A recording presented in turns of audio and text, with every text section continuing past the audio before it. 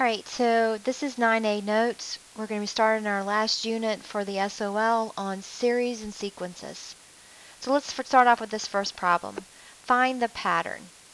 So look at this sequence of numbers and find the pattern. Alright, hopefully you notice that you're going to add 3 each time. Alright, now what's the 8th pattern? Let's continue, let's keep adding. So now we have, 5 numbers up here. We want the 8th term. So we add 3, we get 15, add 3 again, and we get 18, and add 3 one more time, and we get 21. So our 8th term is 21. So first of all, we need to talk about what is the difference between a sequence and a series.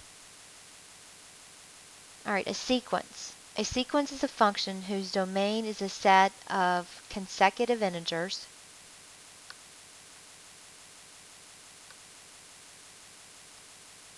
If a domain is not specified, it is understood that the domain starts with 1. The values in the range are called the terms of the sequence. So here's an example. So 1, 2, 3, 4, that's our domain. And then we get a range, or going to be a number. A sub 1 represents a number, A sub 2, and so forth and so on. Alright, a finite sequence has a limited number of terms, so it comes to an end. An infinite sequence continues without stopping, so hits the dot, dot, dot. A sequence can be specified by equation or rule. For example, both sequences above can be described by the rule 2n. Alright, so look at our finite sequence. Let's go back for a moment. Our domain here is 1, 2, 3, 4. And our range, once we plug 1 in to our rule, 2 times 1 is 2, 2 times 2 is 4, 3 times 2 is 6, and 4 times 2 is 8. So once we plug our domain in, the values that we get are going to be our range. Alright, so a sequence, a list of numbers, can be finite or an infinite. Now if we take that sequence of numbers and add them up, then the result is a series. Here again, a series can be infinite or finite. We can use what we call summation notation to write a series. And here are 2 examples of summation notation. For a finite, so it starts at 1 and ends at 4, it has 4 terms. And for an infinite, it starts at 1 and ends at infinity. This Greek letter, that's capital sigma, and in math it means sum. And in class I'll show you where you can find it on the calculator. Alright, let's practice some problems. We're asked to find the sum of this series. So the first thing you need to do is make yourself a T-chart. Alright, so we have, it says I equals 1 to 4. So just label I, and then we have the formula or the rule 2I plus 1. Alright, so since this series starts at 1 and ends at 4, and we have consecutive integers, we're going to write down the numbers 1, 2, 3, and 4. And it's a T-chart like you did in Algebra 1. So you're going to plug 1 in for I, so 2 times 1 plus 2, and that's going to be 4. And we're going to continue the same thing. Now plug in 2. So 2 times 2 plus 2 is 6. Plug in 3. 2 times 3 plus 2 is 8. And finally plug in 4. 2 times 4 plus 2 is not is 10. Let's fix that. It's 10, not 20. Okay? Now, to get our final answer, we're going to sum those values. So add up 4, 6, 8, and 10, and your sum should be 28. So the sum of this series is 28. Alright, let's do another example. Alright, notice this is a little bit different. This one starts at 3 and ends at 5. So here again, draw yourself a T-chart. We're going to label our I and then our rule. Our values this time, our domain, are 3, 4, and 5. And we're going to do the same thing. We're going to plug each of those values in to our rule. So 3 to the 3 minus 2 is 3 to the first, which is 3. Now plug in 4. 3 to the 4 minus 2 is 3 squared, which is 9. And finally, 3 to the 5 minus 2 is 3 to the third, which is 27. And here again, you're going to add those values, 3 plus 9 plus 27. So your final answer is 39. So that's sigma. This means just add them up. All right, so that's using summation notation. And you're going to talk more about that in your later math classes also. All right, what we have to focus on in Algebra 2 is the difference between an arithmetic and a geometric sequence. All right, so arithmetic, it means we're going to add or subtract a common difference. Add or subtract the same number each time. Geometric, on the other hand, we're going to multiply or divide by a common ratio. So we're going to multiply or divide by a common number each time. All right, so look at the pattern. Look at number 1. Damn it. Okay, that was my dog, Tonka. Somebody just came to the door, so I'm actually doing this at home. So, okay, where was I? Let's see. We're going to look at our pattern here. All right, so look at this first. What's happening each time? What do we do to 4 to get 7? 7 to get 10, 10 to get 13. All right, you should notice that we're adding 3 each time. So that's our common difference, positive 3. So that's going to make this arithmetic. All right, now we're going to finish, let's finish the pattern here. So we're going to add 3. So 13 plus 3 is 16. 16 plus 3 is 19. And then 19 plus 3 is 22. 23. 22. Let's try that again. 22.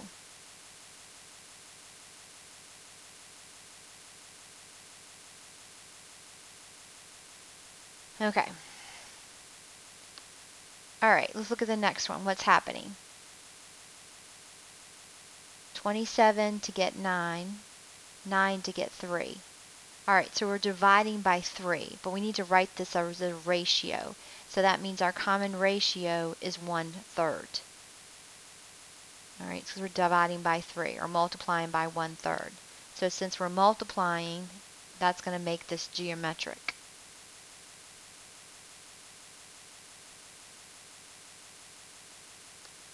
All right, let's see if we can continue on with the same pattern. So 3 times 1/3 is 1.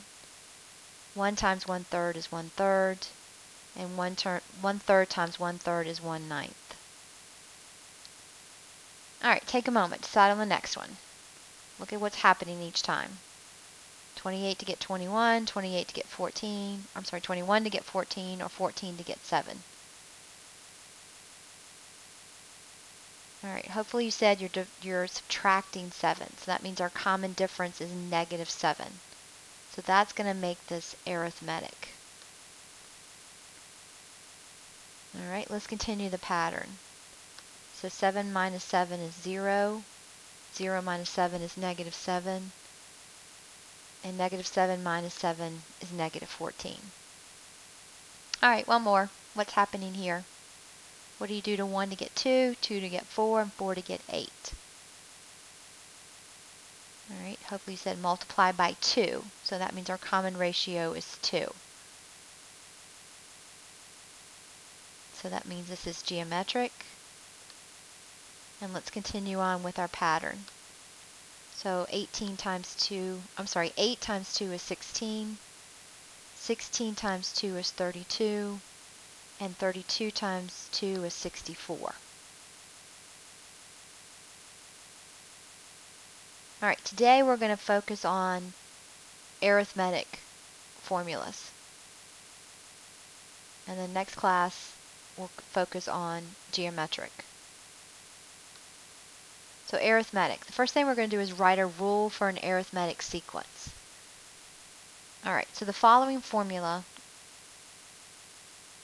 will help us write a rule for an arithmetic sequence. So see what we need here. We need the first term, that's a sub 1, that's the first term. And then we need the common difference, that's our d. So when we write a rule, we're going to leave it in terms of n. So this will work for any, because it's an infinite sequence here, it'll work for any term that we choose to find. Alright, so here's the one way we can present it. This is in sequence form, just a list of the values. So our A1 is 2. And what's happening here? What do we do to 2 to get 9, 9 to get 16, 16 to get 23? Or we're adding 7 each time. So that means our common difference is 7. So all we're going to do is we're going to plug into this formula and simplify. So instead of a sub 1, we're going to put the 2 plus n minus 1 times our common difference, which is 7. Notice I'm putting that in parentheses because that's a negative value. It could be a negative value. So put that 7, that difference in parentheses, so we have to distribute it. And now we're just going to clean it up. We're using algebra. So distribute the 7. So we get 2 plus 7n minus 7. And then combine like terms. So our rule is going to be 7n minus 5. Alright, now our problem asks us to find the 19th term. So we're going to take our rule, but in place of n, we're going to substitute in 19. That's our domain. Our a sub n is going to be our range. So we're going to go 7 times 19 minus 5. Alright, grab your calculator if you need to. Do that math and you should be getting 128. So the 19th term in the sequence is 128.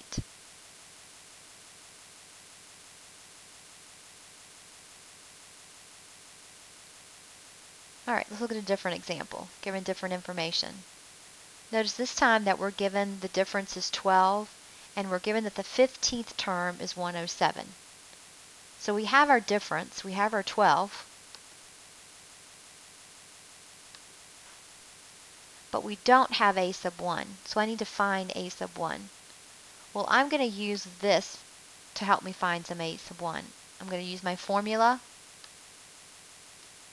and my 15th term, knowing that my 15th term is 107, to find a sub 1.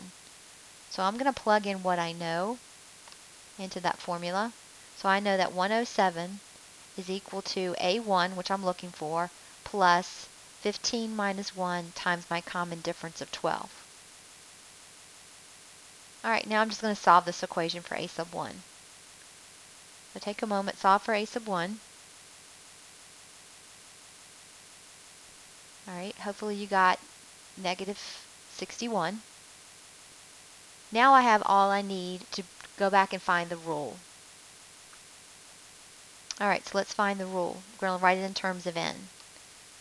So a sub n is equal to my first term, negative 61, plus n minus 1 times my common difference. Distribute my 12 again, in this case. Combine like terms. So a sub n is equal to 12n minus 73. That's my general rule. This will work for any domain that I choose, any n value that I choose. Now this particular problem asks me to find the 22nd value. So I'm going to take my 22 and I'm going to plug it in for n.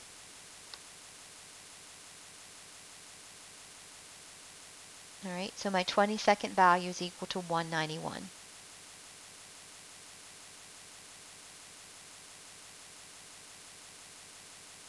Now these formulas will be given to you on the SOL. Next year if you take pre-calc or math analysis, you're going to expect to memorize these formulas. But this year they will be given to you. You have to be able to use them and not memorize them yet. Alright, let's do one more example like this, given some different information. Alright, notice this time we don't have either thing that I need. I don't have a sub 1 and I don't have my common difference. So I'm going to find my common difference first. I do have two terms. I have the 6th term, which is 7, and the 22nd term, which is 87. I'm going to use that to find my common difference. So my common difference is going to be the difference of my values divided by my domains. So my ranges divided by difference in my ranges divided by the difference in my domains. So that gives me 80 over 16, so my difference is 5. Alright, now that I have a common difference, I'm going to pick one of these values, doesn't matter which one. I'm going to choose the smaller one, smaller numbers to work with. And just like I did in the previous question, I'm going to work backwards and find a sub 1. Alright, so where did I put this? Alright, so my 7th term is equal to a sub 1 plus n minus 1 times my common difference. So when I solve that, I'm going to get a sub 1 equals negative 18. So now I have the information that I need. I have my first term, which is negative 18, and my common difference. So now I can make my rule. So a sub n is equal to negative 18 plus n minus 1 times 5. Distribute the 5. Combine like terms. So there's my rule. Alright, so that's 3 different examples that should pretty much cover you and the different kinds of problems you're going to see in your homework for finding the general rule for the nth term. Alright, let's look at a couple of problems where we're looking at the sum, because there's some more formulas we have to use. Let's find the sum of a finite arithmetic series. We can't find the sum of an infinite one, because it doesn't end, but we can find the sum of a finite one. Okay, so here's our first one. This is S sub n. So the sum of the first n terms is the mean of the first and last terms multiplied by the number of terms. N is the number of terms. So here's an example. Alright, so we're asked to find the sum of the arithmetic series from 1 to 15 of 9 plus 3i. So here's our formula up top that we're going to be using. Alright, we need to find the first term. So the first term, this starts at 1. So that means our first term is 9 plus 3 times 1, or 12.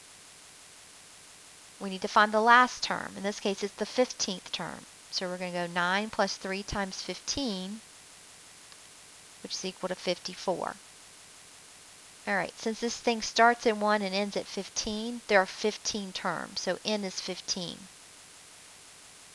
So n is 15 over 2 times 12 plus 54. Alright, just do that arithmetic and you should be getting 495. So the sum of the first 15 terms is 495. Now be careful on some of this. Notice this one started at 1. If it starts at 0 and goes to 15, then that means it's 16 terms. So n would be 16. So just be careful where the thing starts. Alright, it doesn't always have to start at 1. Remember our previous example where it started to go from 3 to 5. So n is the number of terms. It's not always this top value. Alright, one more example. Here's a different type of sum. Alright, which just depends on the information that you're given. So these can be used interchangeably depending on the information that you're given. Alright, so here's a word problem. An auditorium has 25 rows. So that means n is 25. The first row has 10 seats. So a sub 1 is 10. And each row after the first has one more seat than the row before it. That means D is 1. Find the total number of seats in the auditorium. Okay, so I'm just going to plug into my formula. So 25 over 2 times 2 times my A1, which is 10, plus n minus 1, which was, n was 25, minus 1, times my common difference of 1. Alright, just going to do that arithmetic. So I'm going to add inside, I'm going to get 20 plus 24. Multiply 44 by 25 halves, and you should get 550 seats. Alright, so that's arithmetic. If you have any questions, please ask in class.